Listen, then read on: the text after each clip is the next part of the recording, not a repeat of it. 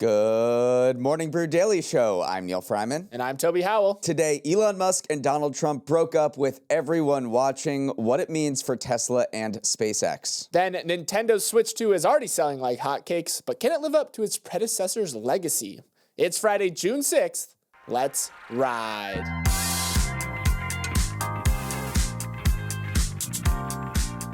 Happy Friday, everyone. Toby, that was jaw-dropping yesterday. It's been a while since we had this amount of chatter, jokes, memes, I told you so's about one big news story. But it makes sense because the drama does strike to the heart of unchecked money and power in this country. But now, the big question is, where do we possibly go from here after the dust has settled? It's anybody's guess. I know. I, too, cannot believe that Aaron Rodgers is going to the Pittsburgh Steelers. Crazy day indeed. And okay, I guess we'll talk about Elon and Trump too. But before that, a word from our sponsor, LinkedIn Ads.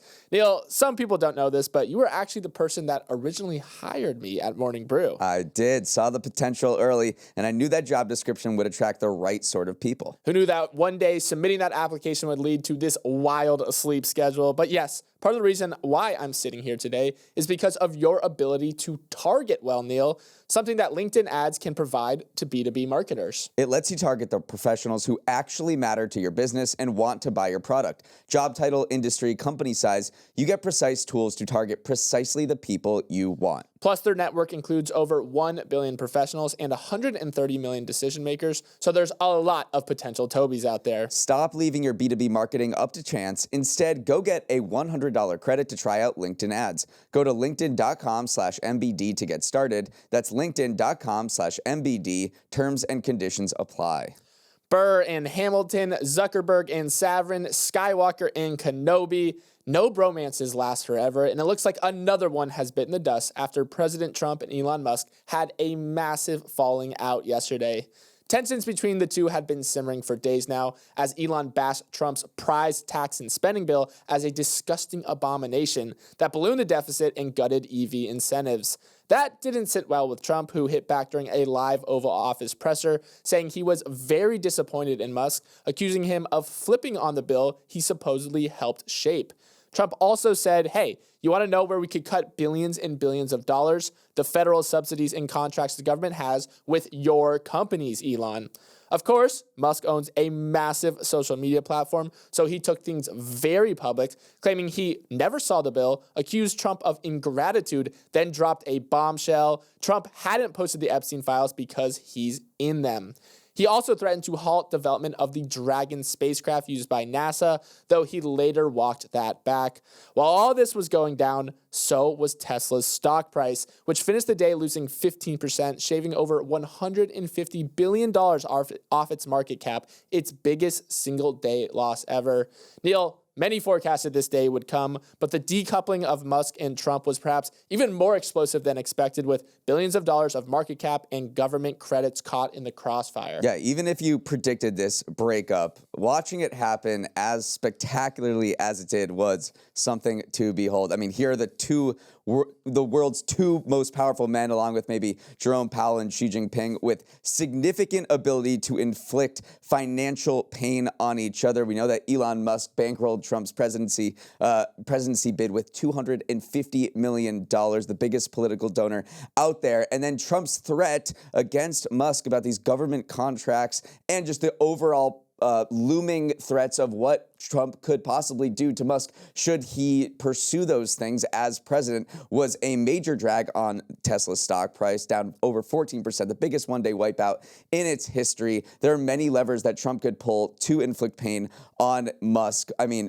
Musk, both his companies, or he has many companies, his two biggest companies, Tesla and SpaceX, are very much ingrained with the federal government. SpaceX is a huge contractor, and Tesla gets a lot of his sales through things like the EV tax credit, which this bill would remove. Yeah, let's talk precisely dollar amounts of how much these companies benefit from U.S. government contracts and subsidies. The Washington Post has put the figure at $38 billion. SpaceX's own president and CEO, Glenn Shotwell, estimated the company alone benefits from $22 billion in federal spending. Reuters just said the figure is classified due to the relationship between Musk and the federal government.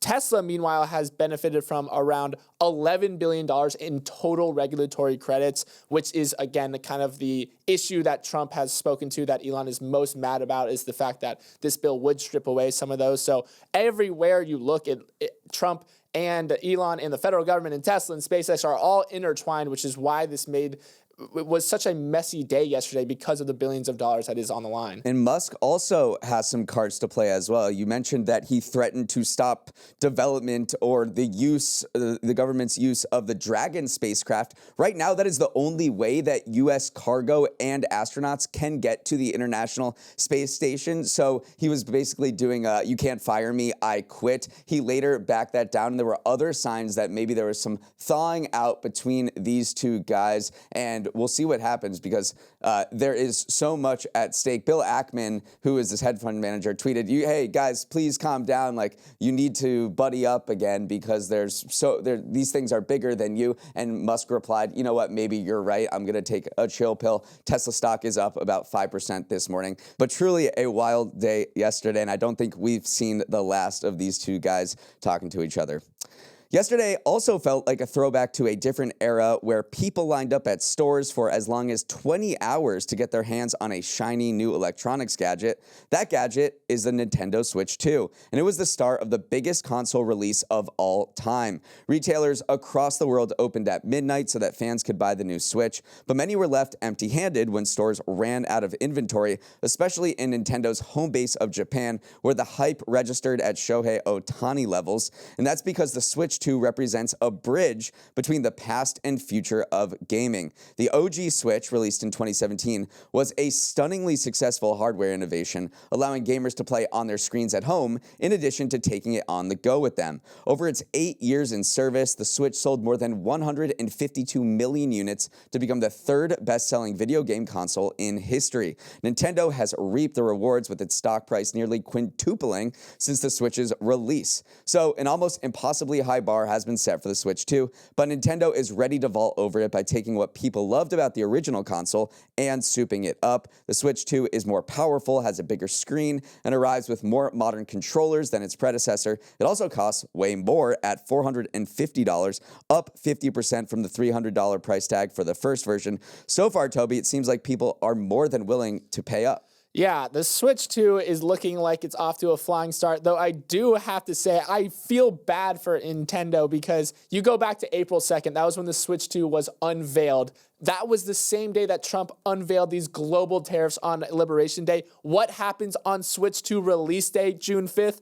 The Trump and Elon beef explodes, overshadowing it once more. So Nintendo has just this bad luck when it comes to interacting with Trump's various things that he kind of dominates headlines with. So I think they'll do okay, though, because Nintendo really has a different strategy with this release than past console releases. They've had a bit of unluck with their follow-up consoles. Like, if you go back to the Wii U after it was just an absolute flop. It sold way less than the original Wii. It sold 13% of the Wii's sales. And then you even go back further, the GameCube didn't follow up the Nintendo 64 very well, 34% decline compared to its predecessor. So they have this much more conservative design push.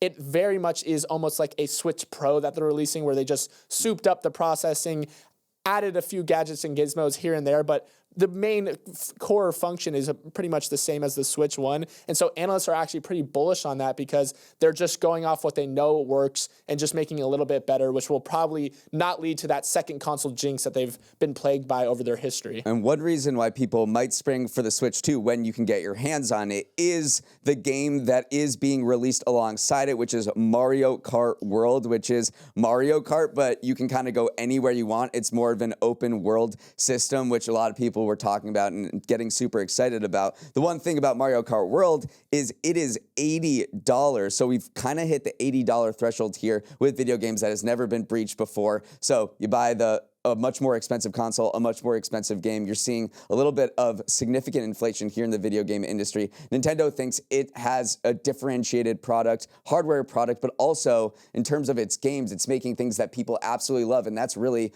what was the reason for the Switch's success, was Nintendo's exclusive games that it made for this particular system that people were just so obsessed with. They love Mario. And then one final reason to be even more bullish about the Nintendo Switch is that a lot of gamers are playing fewer titles every single year, and they're actually playing more older titles. For instance, in 2024, 45% of gamers on PlayStation platforms were playing games that were more than 6 years old. That was up from just 25% a few years ago. Totally different story for Nintendo, though. They do shell out for these $80 new Mario Kart games because they have this deep well of IP that people love. I mean, you know all the characters in the Nintendo universe, and it does look like they can rely on these new games to drive sales, whereas other consoles can't because they don't develop the IP in-house. So just one more reason why you should be potentially bullish on Nintendo, specifically the Switch 2, because they have just this great archive of games that constantly updated and attract new fans even to this day. It's Friday, and y'all know what that means. Stock of the week, dog of the week. The segment where Toby and I pick one stock that's dipping out early for a summer Friday and another that has a 4 p.m. meeting. I won the pre-show cherry pit spitting contest, but did not manage to break the world record of 93 feet 6 inches.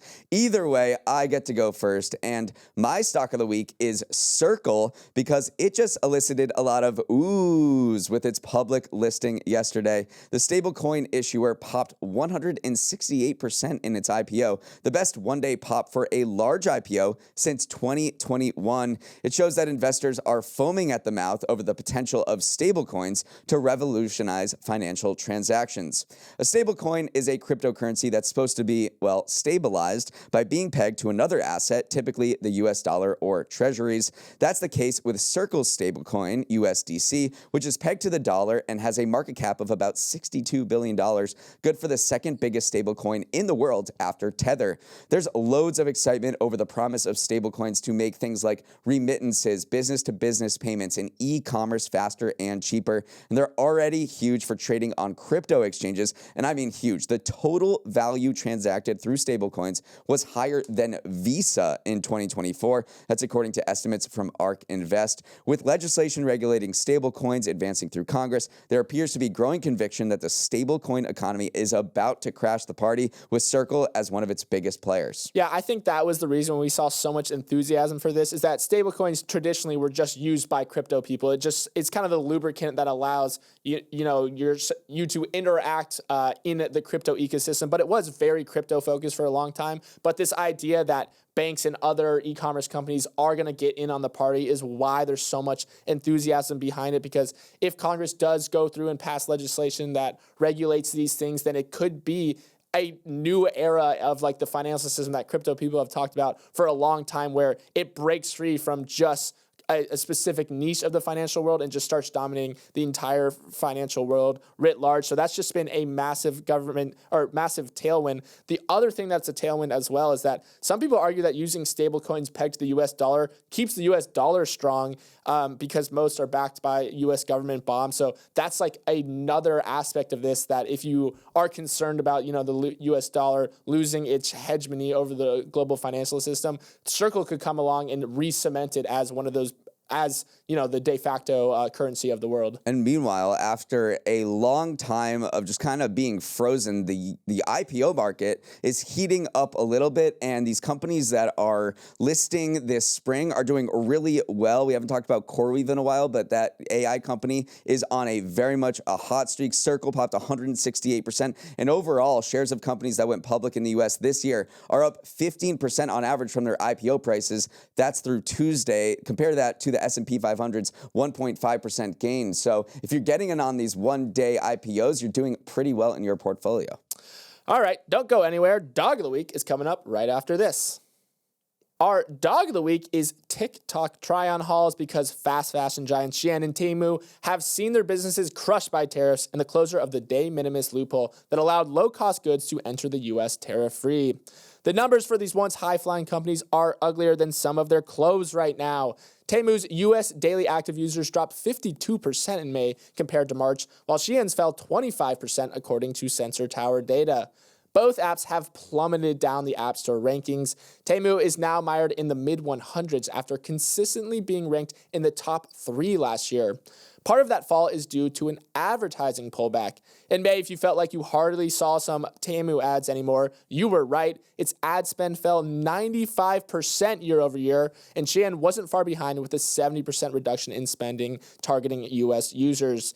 Neal, if you could handpick two companies who would be most affected by Trump's attempt to remake global trade, Asia-based fast fashion giants would be the top two picks. Certainly earned the title of Dogs of the Week and maybe even Dogs of the Year so far. Analysts say that the 50% tariff is effectively the rate where these companies stop being competitive with other e-commerce firms and their low prices. That competitive edge kind of goes away. Right now, they're being hit with a 54% effective tariff rate on bringing those products into the United States. So you can see they're raising prices, and the U.S. market has just kind of been closed off to them. And they spent years building up these operations to drop ship parcels less than $800 worth to the United States under this zero tariff regime. Now they're getting hit with 54% tariffs, and they're saying, you're seeing from the ad spend numbers, they're just saying, I don't think we can play in this market anymore. It's just not a competitive thing for us. Yeah, luckily for Temu's parent company, PPD Holdings, their non-U.S. user base is very robust. They said that 90% of the company's 405 million active users come from non-U.S. users. So they are starting to retarget some of their efforts towards Europe, for instance,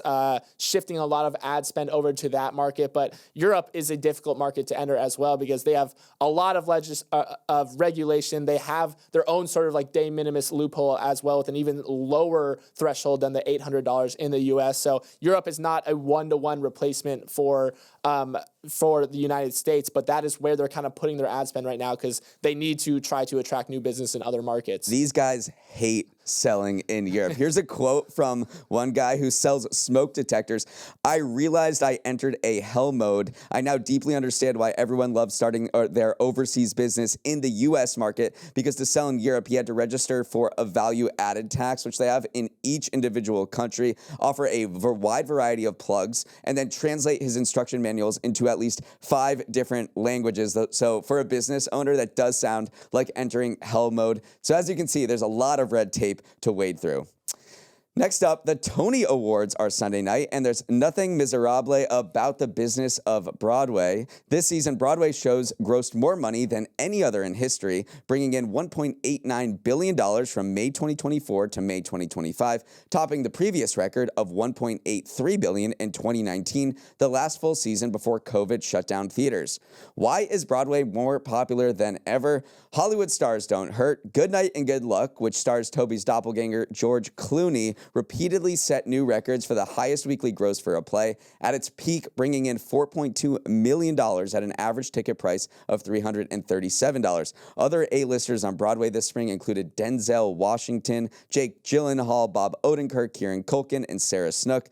But there may be another reason Broadway is getting its groove back. It's winning over the use. Gen Z has been a force this theater season, heading in droves to plays like John Proctor is the Villain, starring Sadie Sink, and a Brooklyn rave retelling of Romeo and Juliet with music by Jack Antonoff that speaks directly to young people's experiences and talks their language. Toby, a well-deserved curtain call for Broadway Sunday night. Yeah, they're going after the young people, and I think part of it is that they got a lot of famous actors, and young people like famous actors, but also they've been incorporating more pop music into plays. I mean, John Proctor is the Villain actually needed, the showrunner of that said, we need Lord's green light to, land this final act. And Lord said, sure, go use it. And then also you look at Romeo and Juliet retelling. Jack Antonoff got involved in that too. Jack Antonoff is involved in everything these days, it seems like. So all these shows share similar DNA. They have a focus on pop music. They have Hollywood stars coming in with established fan bases. And they're also just retelling stories of the complexity of young adulthood, which is just pretty much a timeless institution at this point, or timeless storytelling at this point. So I think you are seeing Broadway hitting all the right notes right now. I mean, the numbers for Romeo and Juliet specifically about, whether you go into these theaters and the population you're seeing, typically you go into a theater, you're like, oh, wow, this is not necessarily the younger generation, but for Romeo and Juliet, which stars Kit Connor and Rachel Ziegler, 14% of ticket purchasers were aged 18 to 24. That's compared to the industry average of 3%. This is the youngest ticket buying audience ever recorded on Broadway. So there is certainly a Gen Z upswell leading Broadway to record heights this season. Yeah, it does feel a little counterintuitive to market pricey Broadway tickets to the younger people, but you can't survive if you don't attract a younger generation. So it is like a very savvy marketing opportunity. If you look at Romeo and Juliet tickets, they gave out cheaper tickets to students to bring them in. So that's part of the reason why you saw just a record young crowd. Even though it's not that big of a percentage of the audience, actually, that's the record size. It is still a lot of, older, wealthier people going to Broadway, but at least they're making strides in this department. And one more thing that should get maybe some people excited about Broadway is Tom Felton, who played Draco Malfoy in the Harry Potter films, is going to come back in that particular role with Harry Potter and the Cursed Child on Broadway starting in November. So if you are a Malfoy fan, you can see him as Malfoy in November.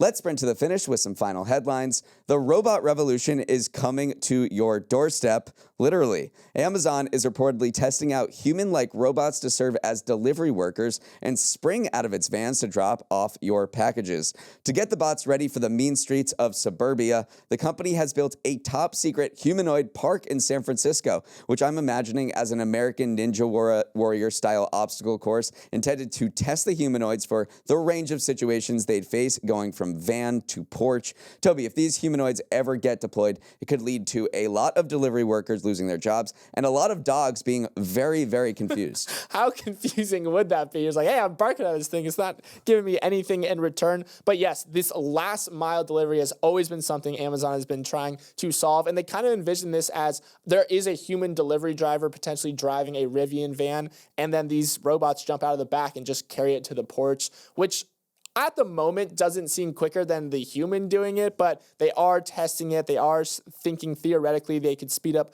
drop-off times by visiting one address and just fanning some robots out and then having them come back. It's something that Amazon is working on in a variety of different ways as well. Remember, they've been giving test flight permission to try to fly drones and drop them off last mile as well. So clearly something that they've been interested in solving for a long time. But yeah, scary robots jumping out of the back of Rivian vehicles is going to be a sight to behold in suburban America if they can make it work.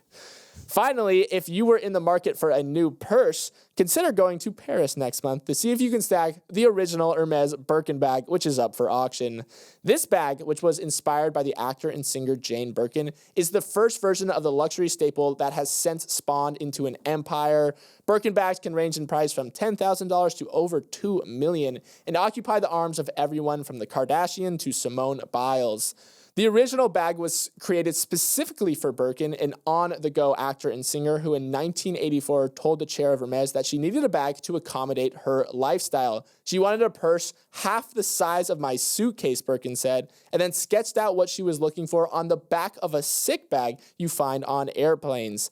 That sketch ended up as a one-of-a-kind prototype that is as tall as it is deep and wide, with the crossbody strap and, of course, the initials JB on the front. Neal, most of those features never made it into other Birkin bags, but it is fashion history that is up for sale right now. The origin story of the original Birkin bag and how this was created is actually fascinating. This actress was on an Air France flight. From London to Paris. She happened to get upgraded to first class. Who does she sit next to is the Hermes CEO. They get to talking.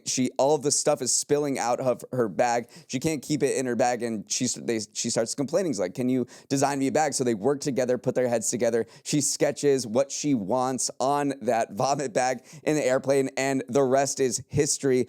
We don't know how much this is going to go for. They're staying very tight-lipped about it, but they did say we foresee it as being as unique as the Princess Diana jumper or a worn jersey from the NBA. So a piece of memorabilia that is truly historic in value. And, besides its monetary, besides what it fetches monetarily, it is symbolic of what it means to be wealthy in the world right now. Yeah, one of these days I'll get a Birkin bag.